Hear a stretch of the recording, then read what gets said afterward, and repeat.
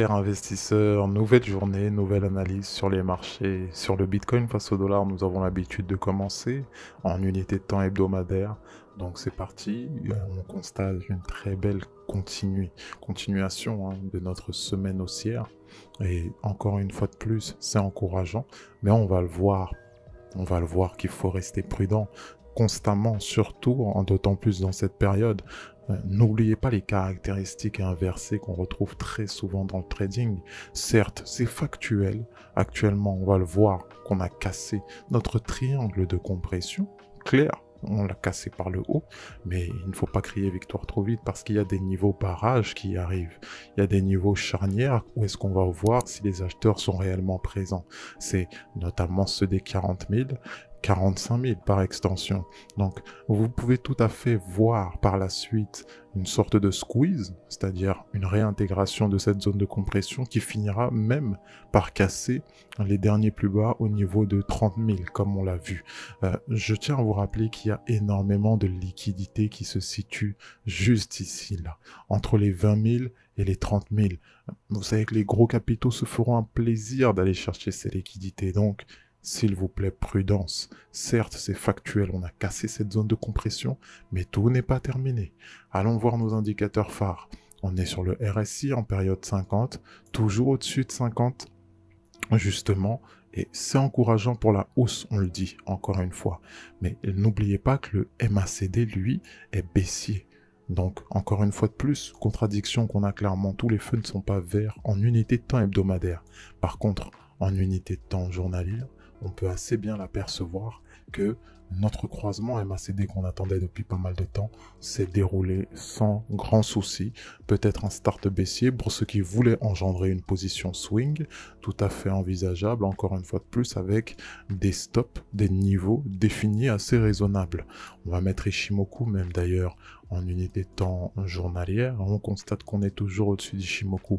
Bonne nouvelle pour le coup, on évolue au-dessus de la Tenkan, on se rapproche progressivement de la Kijun qui, comme on le rappelle, est liée à un très bon niveau de Fibonacci qui se situe au niveau des 45 000, sans grand hasard.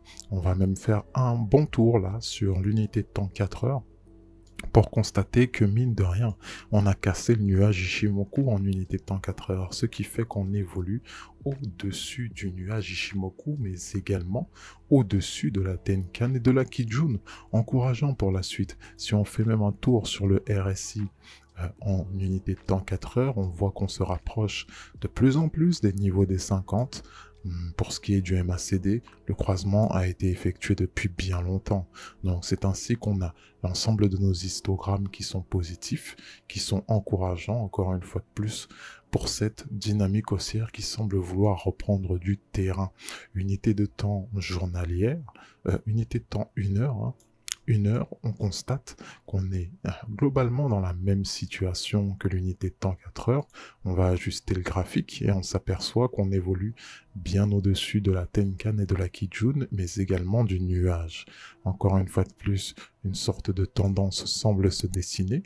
On le constate assez bien depuis hier, 15 heures. On a une tendance claire, tendance haussière qui semble vouloir se dessiner, qui est corrélée avec la cassure de notre zone de compression, donc notre triangle de compression qu'on avait, qui a été bel et bien cassé. On va le voir en détail sur l'Ethereum face au dollar, qu'il y a eu également des mouvements qui ont été similaires.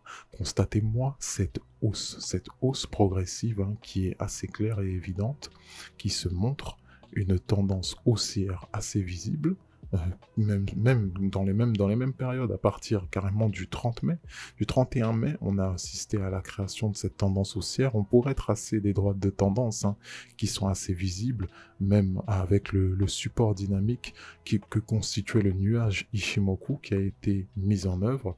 Actuellement, on pouvait voir actuellement un signal haussier lorsqu'on on a effectué ce rebond, d'ailleurs, sur ce nuage. Ceci dit, actuellement, un swing, c'est-à-dire une position qui va s'étaler sur plusieurs jours, n'est pas déconnante sur l'Ethereum face au dollar.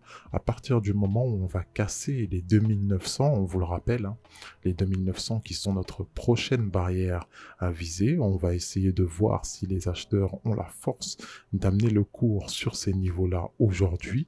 Pour rappel, les 2900, ce sont des niveaux forts, des niveaux clairs et des niveaux qu'on attend précisément. C'est-à-dire que c'est le prochain barrage et c'est un grand barrage. À partir du moment où on a cassé les 2900, vous êtes quasi assuré que le cours va se propulser au-dessus des 3000.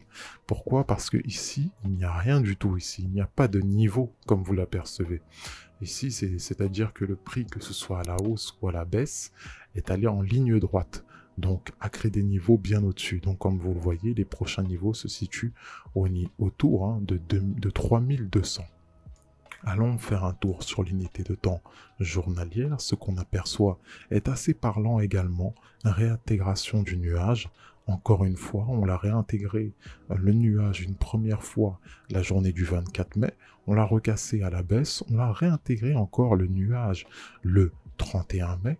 Bon, on l'a recassé par la suite et là, on le réintègre encore aujourd'hui dans la journée en cours, c'est-à-dire celle du 3 juin. Donc, encore une fois, encourageant, d'autant plus que les réintégrations se font à chaque fois sur des niveaux d'autant plus élevés. C'est encourageant, mais n'oubliez pas ces fameux 2500, c'est là actuellement le niveau charnière où est-ce qu'on va voir si les acheteurs prennent vraiment du terrain. On va alors faire un tour sur l'unité de temps weekly qui nous annonce encore une fois une cassure de Kijun qui est en corrélation avec une invalidation de cette cassure qu'on a eue il y a 2 semaines, la semaine du 17 mai. Donc si on casse la Kijun dans le sens opposé, donc c'est-à-dire haussier, c'est encourageant, d'autant plus que le chandelier est un chandelier fort haussier qu'on ne peut pas négliger. Vous avez donc aperçu une reprise claire et évidente de la force des acheteurs sur nos 2 actifs analysés quotidiennement. Encore une fois de plus, la prudence est de mise, la prudence doit être davantage présente. On souhaite donc à vous tous de merveilleux trades, prenez soin de vous, de vos finances, de vos capitaux, et quant à nous, n'oubliez pas, on se retrouve à la prochaine. Bye bye.